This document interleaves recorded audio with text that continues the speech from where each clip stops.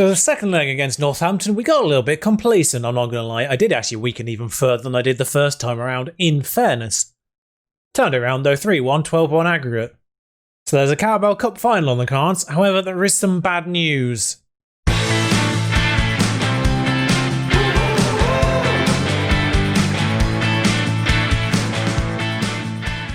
And that sad news is the fact that we lost to Everton at home, very irritatingly. It was a nonsense goal, I will admit, it was a nonsense goal, but with the quality that we've got, we should have at least got one back and equalised, and we didn't, because for some reason we decided to be rubbish in that match.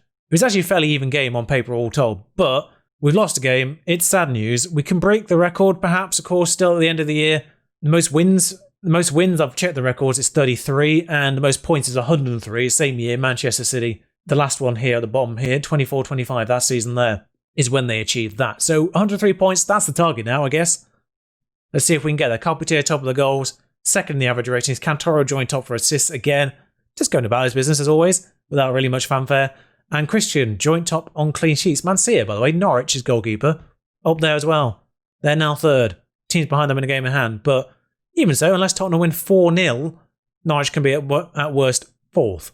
And in fact, Arsenal play Tottenham, so Norwich are guaranteed fourth regardless. But since we last met, of course, that 1-1 with Norwich, we went to the Molineux and beat them 4-0 again. Well, by 4-goal margin again, I guess. 5-1 in the Carabao Cup quarter-final and then 4-0 a month later. They don't like us, Wolves. They really don't like us. Huddersfield, 2-0, 2 goals fairly early on. Dealt with that one. And then the Everton loss, which is a bit of a nonsense goal. Won't show you it, but just trust me. We should have got back into that, in fairness. It was a very even game. No, I say that back. We dominated in the end. Less possession, weirdly. That doesn't happen very often. And then 5-1. They scored first. Confidence a little bit rattled perhaps by the loss, but they scored first and then we scored 5. So don't anger us, basically, Blackburn. Don't anger us. And then you saw right there, 3-1. 2 penalties, an own goal and an actual goal eventually. So at least there was an actual goal involved. 12-1 aggregate. We'll take it. Today we'll just feature the Aston Villa game and none others, as we are on the 26th, not in the middle of anything. Right now, no game on the horizon directly. I'm just going to bring you any news that appears in the remainder of this transfer window. Of course, it's the final transfer window that you guys are going to see.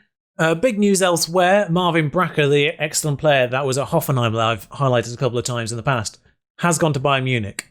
Not that affects us directly, I don't think, because we drew Sporting in the next round of the Champions League. So in the Premier League, Sheffield United smashed Brighton to go 12th. Thought they were doing better, to be fair. And Man City win the second leg of the Carabao Cup 1-0 as well. So that's the finalists. Manchester City will be our Carabao Cup finalists. Just to scroll ahead again, by the way, Champions League opponents are Sporting. Although that Man City game has popped in directly before the FA Cup 5th round, which is Burnley. Which, I'll be honest, whilst they are in the Championship, we have history with Burnley. I am going to bring you that one. There's a very good likelihood I don't bring you either Sporting match just because Chelsea and Leeds follow that. Although we could do Sporting, Chelsea, Leeds and Arsenal, I suppose. I'll work it out near the time. Yeah, for the final season that I'm showing you, the fact we drew Burnley in the FA Cup is really, really poignant. Considering, there's that big news, by the way, Marvin Bracker to Bayern Munich. You can't see, Man City acquired Neves, which is, he's one of those players that's sort of in the price range where you can sort of go for them. And with the wages he's on as well. But he's just so good, but we just don't need anyone over there. He was always the person I was eyeing up in case we lost Ramirez for whatever reason, because he's targeted by so many people. No one's ever put in an offer. Oh yeah, this gentleman's popped in 5-star potential. He's come through finally from Hertha Berlin. He's a youth poach, but he's finally turned 18. So in he's come and looks pretty decent already at 18. But ideally, I'm going to try and get him, squad player anyway. Ideally, I want to try and get him, well, it doesn't really matter, I suppose, but because I have no idea what the AI will do once I leave. But like I say, obviously the intention is to perhaps bring this into the stream eventually, maybe towards the end of the cycle of FM20 perhaps. And if that is the case, I'll try and keep him around for homegrown club purposes. Worth mentioning, we have actually made one signing. It's not relevant to obviously the team right now, but we've spent £20 million on Mick Clark from Nottingham Forest, which is where Grimes came from as well. So thanks to Forest for being an unintentional supplying club. He's 18, has an insane amount of player traits, thanks to Forest, but he's an attacking midfielder, which we don't really play anymore. It's one of those cases where I just didn't want him to go to another club. He is English trained, he is Irish, but he's English trained, so he doesn't count as foreign as well. I don't think Irish players count as foreign anyway, but yeah, he's one of those players. He's got 17 determination as well, 16 technique. He's got all the bits there to become sensational, I think, in the future. I sort of mostly maybe signed him, like I say, not so other clubs couldn't get him as well, and he will be very useful for registration purposes going forward. And I'm really intrigued to see how he does when we simulate Beyond. Speaking of seeing how things go when we simulate Beyond, we've got quite a lot of incomings at the end of the year as well. There's a few coming at the end of the year. If I just actually stick that as the ones going in rather than going out. Yeah, there's a few obviously ones we triggered release clauses from Spanish clubs that arrive in the future. There's a few. I did a little bit of that international regen hunting. There's 2 Americans, Rivera and Smith, and this Polish chap who will be coming in when they turn 18, basically. And then there's, at the end of the year, I mentioned this before, Malinovsky's coming in, doesn't count as foreign, essentially to sell on, I suspect. Basley's another one then coming from PSG. He's 18 years old. He's a similar situation to that Broyle transfer as well. He's a similar kind of deal. And lastly, a name that you may have seen around actually, Diego Bean, is ridiculous. He's also a right back, but he's better than either right back we've got currently, which is a smidge awkward. You may remember actually when I signed Fiore, this was the player I wanted to get, but he demanded way too much money at the time. Now that we can afford that money a little bit, his wages are probably a little bit higher than I would have liked. But yeah, this is going to be an interesting one to see how the AI deals with having, 4 with Melusa coming through, really good right backs. I'm marginally worried by Xiaonan possibly not getting a testimonial under the AI. Obviously, my safe side, I think, if I stream this, I'll be keeping hold of Xiao for the testimonial purposes alone, but I'll be very intrigued to see what happens with these 4 right backs. Doesn't mean we've got no more money, by the way, to bring anyone in, because upfront transfer fees and what have you have dealt with that. Oh, this is annoying. Why do they always warn you we've got 18 months? That's so annoying. But Freitas continuing to smash it at Groningen, by the way. 19 goals in 23 now. That's the kind of striker that we needed in League 1, League 2, and League 1 and the Championship we just never had. I say that, I think Victor Schott did score quite a lot the second time he was here. But yeah, the last Sheffield versus York derby, that will be in the YouTube series. I said that weird. Coming up very shortly, Kovalev on a 10.0. I think that's a new name, so we'll praise him for that. Dear FM21, please can we stop people getting annoyed for being praised 3 times in a row?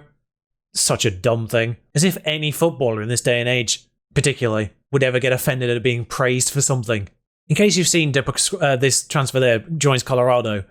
He was one of those youth intake ones where I got wrong, basically. I got bamboozled. Wasn't quite as good as I thought he was going to be. So he's joining Colorado. You've never seen him, but he was only ever going to be sort of championship at best. Stood out at the time, but it happens. I will be doing a lot of youth intake poaching this year as well. And, well, hopefully anyway. I've got a bit of wage budget space, which should allow me to get those in. Like I say, I just want to make sure York are nice and settled for the future.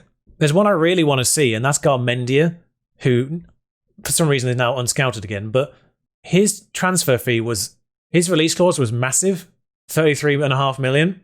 So yeah, I triggered that quite a while ago now, which is probably why he's no longer scouted. And do you know what's super unfortunate during that entire string of games, like, against, Northampton, Blackburn in there, is that the one player who would have played all those games pretty much, Washington, was injured during that. Eagle Eye viewers may notice his contract was running out at the end of the year, last time out. I've got him a new one. It's fine. We're good. Sheffield United are 12th. Apparently Brewer's our second best midfielder now. Is he?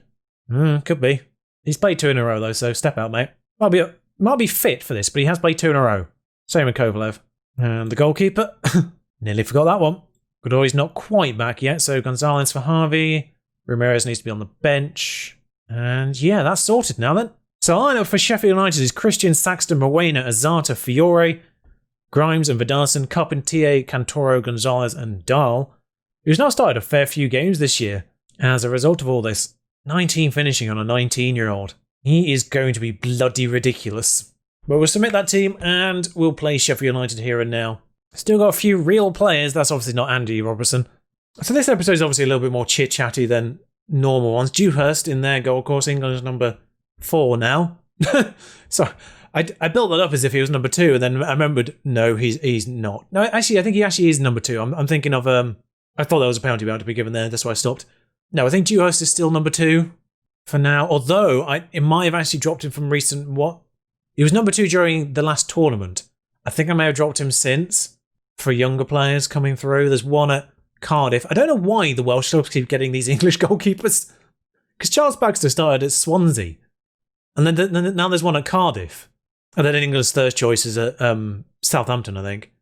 He's not even their starting goalkeeper, but he's England's third best goalkeeper at this stage. It's worth mentioning the one at Southampton is better than the one at Cardiff at the moment, but the one at Cardiff has potential like Baxter did. So that's why I keep sticking him in the England squad, just to give him a bit of rep. So maybe he'll end up going to a bigger club and developing as a result. In fact, it may be well worth trying to get him in, thinking about it. Cantoro, he's offside. That's a very valid point. Now Baxter's obviously too good to be backup. Maybe get in the one from Cardiff. Help with those foreign player limits. Offload Labad and Capacetti, perhaps, one of them. Much as they hate to do it. I feel very sorry for Labad, if I'm honest, because he was brought in quite a long while ago with the intention of perhaps becoming the number one goalkeeper here, because I knew he had potential. And then the club developed faster than he did. It's one of those poor souls that's been done by that. That's a very fortunate bounce, in fairness, but it's fallen to Grimes and he's put it away. Grimes with the poacher's instinct. It's Saxton with another long throw. It's chaos again. Saxton to punt it back in with his feet, and Azata kicks it over, I think. Dewhurst, I think, may have actually got a save on that. It may have been a fantastic save if we'd seen it in 3D, but we didn't. But yeah, Labad's one of those unfortunate ones. He's still very good. He's good enough to play backup, but I think just because he never got the first team time, he never developed into the first team player. Carpentier out there on a 6.5. It's good, but it's not great from us. And thankfully, there's a team talk directly for that. Things are going well, but you're capable of even better. 1-0 to the good second half. We'll just smidge back on the tiringness. Another long throw is causing some kind of problem. I'm not going to lie, I actually genuinely did forget about the Rangers. God, that's a good goal. Sadie is a very good goal scorer. It's got to be said. He's part of the reason why Sheffield United did so well last year. That's a good point. They're in Europe, aren't they? Probably why they're not doing as well this year, because the game really punishes teams in Europe. Wow, that's really good. I mean, you look at this year, Wolves in Europe for the first time following last year's season. Carpentier on a 6.3. I've never seen that. It's going to come off. Yeah, maybe they didn't do quite as well this year in the league, maybe not, but not by much. The game often ends up punishing Wolves so badly that they sack Santo, which is something that we saw, of course, in the simulation experiment I did last year. Was that Santo, I think, was actually the most sacked manager, followed by Steve Bruce, and we saw how both of those panned out this year. I had faith in Bruce. I had, some faith in Bruce. It's one of those weird times where I don't really know what to change. Fiore's coming off. He's not playing badly. He's just booked. Saxon may be booked on this left-hand side, but we've seen how chaos these long throws are doing. It's another offside goal, though. It's because he got headed on by someone in the box. Yeah, and actually, he himself was not that bad. I noticed the two players that were miles offside, and I presumed he was one of them. So 2 disallowed goals. The Cantoro one, in fairness, was massively offside, but that one, not by much. Speaking of Cantoro, here he comes. Terrible. 17 shots on target, though. Their goalkeeper has, a world-equaling record amount of saves. In fairness, I'm not entirely certain. 16 saves is the record that's on the internet. Tim Howard. I've mentioned it a few times. I must imagine that someone somewhere has done more than 16 saves in a football match somewhere in the world. There must be some kind of caveat for that Tim Howard one. It must be sort of some kind of top-level professional asterisk on that. Because someone somewhere must have made more than 16 saves in a match. That being said, the frequency in which it happens at the top level in Football Manager is stupid. Fabian Dahl, poacher's goal, 2-1. I mean, we're rightfully ahead now. We're rightfully ahead. I think by and large, the match engine is good. It deserves criticism in certain areas. Weird save by Dewhurst. And slides in, does Dahl. And yeah, they've got injuries left, right and centre. I'm not going to make a third change. I am massively disappointed in myself for the lack of Roald Dahl puns I've made in regards to Dahl's surname, but as Sarah would say, actually, that was a bit of a let-off. We do face Aston Villa, I think are still bottom. Yeah, they are. 10 points. I think they'll be safe. I don't think they'll stay up. I think they'll be safe in terms of beating Derby's worst record. Castillo scoring for Arsenal, I noticed. What were the injuries? So 2 days left on the transfer window. Any news, I'll let you know. Curious. He's had a change of heart. I've never seen that because I'm not playing him any more than I normally do. Played him against Northampton. I'm trying to train him as an attacking playmaker so he can maybe work a bit further back. I don't know why I said I was going to take part in deadline day, just for video purposes, I suppose. I've got nothing I want to do. Players I promised to send out on loan have gone out on loan, so curious transfer from Barcelona here, who have Sergio Dutra on their payroll. They've now Portugal's number one goalkeeper from Man City, whom they paid 105 million for. Who are hang on, who's going to be in goal for Man City now? Because he was their goalkeeper. They've got Mehmet Man, who is functional, and Diogenes Farah, who is actually okay. Neither of them, he's on £105,000 in fairness, but neither of them quite the same quality, and I'd argue, yep, take him on loan, by all means, Bradford. We're linked with them. Okay, Oyverhan has a bid from Groningen. You know, with Mick Clark coming through, I'm happy to send him out now. I'm just curious to know what they register Dutra as now. I mean, Dutra's now listed as a backup. Bring him home? Can we bring him home, maybe? He's done really well for them, except in the Spanish Super Cup, apparently. Like, obviously, we don't need to do any business right now in terms of bringing players in. There's nobody that, unless we sell. Am I going crazy? Or is there a Ben Berry somewhere? There's Ben Berry at Liverpool, isn't there? There's a Ben Berry at Liverpool and a Charlie Cherry at Palace. What is this world with alliterative fruit? I mean, James Grimes is no longer on the chopping block now. He's no longer fearful of big games, apparently. Forest make Cherry offer. Brilliant sentence. I'm obviously always going to send my players to my affiliates if I have a choice to. So Oyverhan will be linking up with Freitas over at Groningen now. It's a sort of decision about who you want to keep maybe as homegrown and who you are okay letting develop. Oyverhan's one of those ones I feel like could actually possibly develop more. Nesta Beluso, I'm fairly certain Nesta Beluso becomes homegrown club at the end of the season, so I'm not loaning him out. Yeah, he's not yet. Next year, sure. Oh god, I forgot about Simpara. Simpara's just lurking on loan at Atletico, I think he went this year. There's 5 right backs in our squad. Oh, good god. Yeah, sure. Oh, wait, this is an actual... How promising. Not that promising, is he, mate? Oh, how much do I love Paris? No. There's a casual 100 grand for rubbish centre-back. Why not? I wondered how long this would take to happen, by the way. England midfielder Ogogo at Leicester in the Championship. Wondered how long it would take for him to leave. Like, he was most certainly on that replacement list in case we lost, say, Grimes, for instance. So far as I'm aware, Man City didn't sign a goalkeeper. Freak de Klerk, love the name, gotta be honest, not a goalkeeper though. John Velasquez. Oh, Velasquez is back in the Premier League, that's just reminded me. He's gone to Tottenham. I could have brought him home. He's the one I sort of vaguely regret selling now, because he's come back at 26.5 million. I sold him for 36, then he was sold for 44. I thought, maybe I've not done quite a good a deal there. He's come back again at less than that, and he's all right. But yeah, I think we're okay without him. But he would have been homegrown club if I brought him back. I don't think I need an homegrown club player, but he would have been if I brought him back. The rules are farcical because they are. If they've been trained at the club for 3 years, they should be allowed to be registered, regardless if they're foreign players. If I've spent the time making them homegrown club players for the Champions League, they should be good enough to be registerable for the Premier League, for Christ's sake. Stupid rules. I hate them.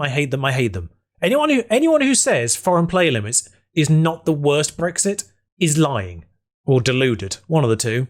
I'd rather pay them stupid amounts of money for work permits purposes and have them actually registerable than have them unregisterable in the first place. Anyway, because they've got to be here for 7 years before they become English citizens or something stupid like that.